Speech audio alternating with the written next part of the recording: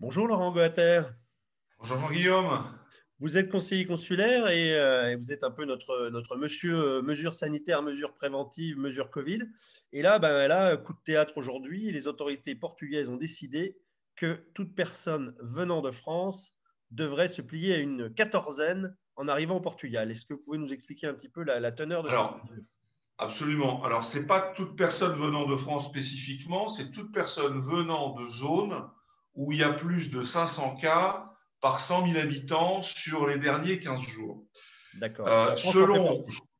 selon un indicateur qui est l'indicateur européen effectivement admis, qui est le CDC. Alors, cet indicateur met la France actuellement à 562,05, alors que le Portugal est à 71.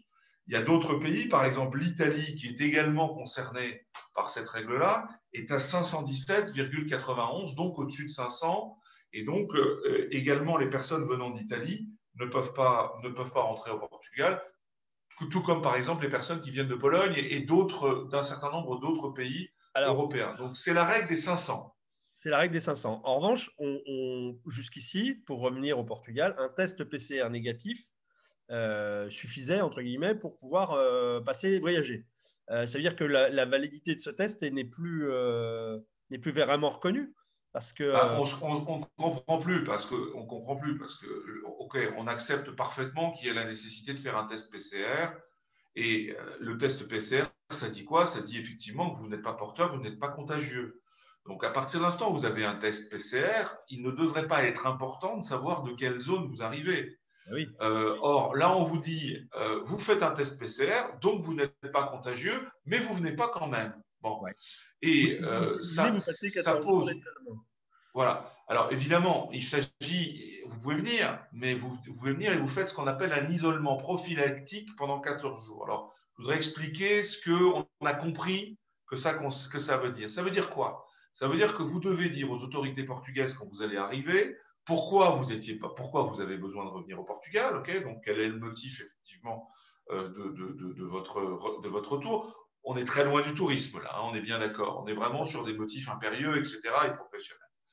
Et vous allez dire dans quelles conditions vous allez faire cet isolement prophylactique. Donc, si vous avez un appartement dans lequel vous avez votre chambre et dans lequel vous pouvez garantir que personne d'autre ne va rentrer dans votre chambre et que vous allez y rester pendant 15 jours et que vous n'aurez pas besoin de sortir parce que quelqu'un voudra vous apporter à manger, les autorités portugaises vont accepter que vous fassiez cet isolement prophylactique chez vous et vous leur donnez l'autorisation d'aller vérifier que vous y êtes bien. En D'accord. revanche, si vous rentrez dans une discussion en disant mais non, moi je vais m'occuper de mes enfants, je vais m'occuper de ma belle-mère, je vais m'occuper de ci ou de cela où j'ai besoin d'aller travailler, les autorités portugaises vont nous dire non, il n'en est pas question. Vous devez donc faire l'isolement prophylactique dans un hôtel et vous le payez de votre poche. Donc D'accord. on est vraiment sur quelque chose qui est extrêmement contraignant pour des personnes qui n'ont pas une raison absolument essentielle de venir au Portugal maintenant.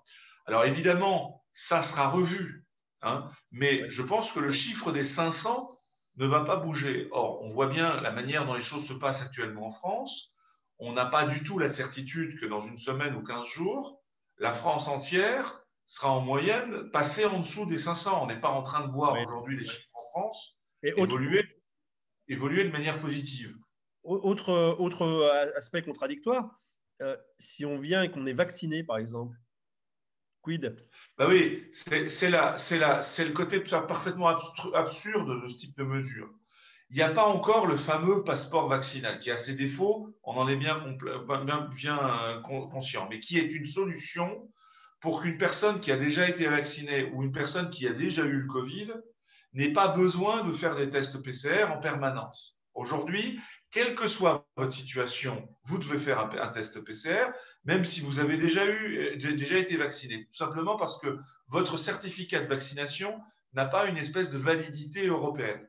Okay, donc, l'idée du passeport vaccinal que Thierry Breton a présenté en début de semaine, c'est bien ça, c'est de créer cette espèce de cadre, si vous voulez, européen, probablement sur votre téléphone, pour effectivement pouvoir dire je l'ai déjà eu ou j'ai déjà été vacciné, ça vaut partout, c'est vérifiable par ce QR code ou machin, etc. Donc, laissez-moi rentrer sans PCR. Mais de toute façon, si en plus du PCR, on vous impose des isolements prophylactiques de 15 jours ou de 14 jours, ben là, on ne sait plus vers où on va. On comprend bien que les Portugais, on comprend très très bien que les Portugais veuillent évidemment contrôler très très bien les risques de contamination venant de l'extérieur. Mais le PCR devrait suffire pour faire ça. Donc, créer effectivement cette nouvelle entrave importante pendant la période de Pâques, alors que nous avons des Français à l'étranger qui ont le droit de rentrer en France. C'est pas un crime de rentrer en France, c'est absolument un droit d'un Français à l'étranger. Et s'il réside au Portugal, il a aussi le droit de revenir. Donc maintenant, il a le droit de revenir, mais on va lui créer l'obligation que pendant 14 jours, il ne sort pas de sa chambre. Et donc, je pense que c'est quelque chose qui nous pose un vrai problème. Absolument. Ben, merci beaucoup, Laurent Goater, pour votre éclairage là-dessus. Alors, nous essayons de faire valoir, je l'ai demandé à Madame l'ambassadrice ce matin, nous essayons de faire valoir auprès des autorités portugaises que sans mettre en cause la règle des 500, parce qu'on ne va pas mettre en cause une règle qui a été définie de cette manière-là par un pays évidemment souverain, mais la règle 500, si elle était appliquée régionalement en France, il y aurait une grande partie de la France, toute la façade atlantique notamment, qui est bien en dessous des 500. J'avais une compatriote qui m'écrivait ce matin qu'une de ses filles, effectivement, rentre de Bretagne le 2 ou le 3. Et ben, en Bretagne, on n'est pas à 500. L'aéroport de Nantes, on n'est pas à 500. Et donc, effectivement, au moins, essayons de faire valoir que toute la France n'est pas concernée. Et là où, effectivement, il y a des régions de France qui sont clairement en dessous de 500, il faut que les autorités portent que de ces régions, les gens qui viennent effectivement de ces régions, il ne s'agit pas de partir d'une région où la contamination est plus élevée et d'aller prendre l'avion à Nantes pour pouvoir venir au Portugal ou à Bordeaux, mais de ces régions au minimum, que les gens qui sont originaires de ces régions puissent effectivement circuler sans avoir cette obligation d'isolement prophylactique. Ok, bah écoutez, on suit le dossier et on verra ce qui se passe et comment ça évolue de ce côté-là, tant du point de vue des autorités portugaises que des mesures prises au niveau européen. Merci Absolument. Laurent Goater pour ce témoignage. À bientôt Jean-Guillaume et puis joyeuse Pâques si on ne se reparle pas. Merci à vous aussi. La French Radio. Portugal.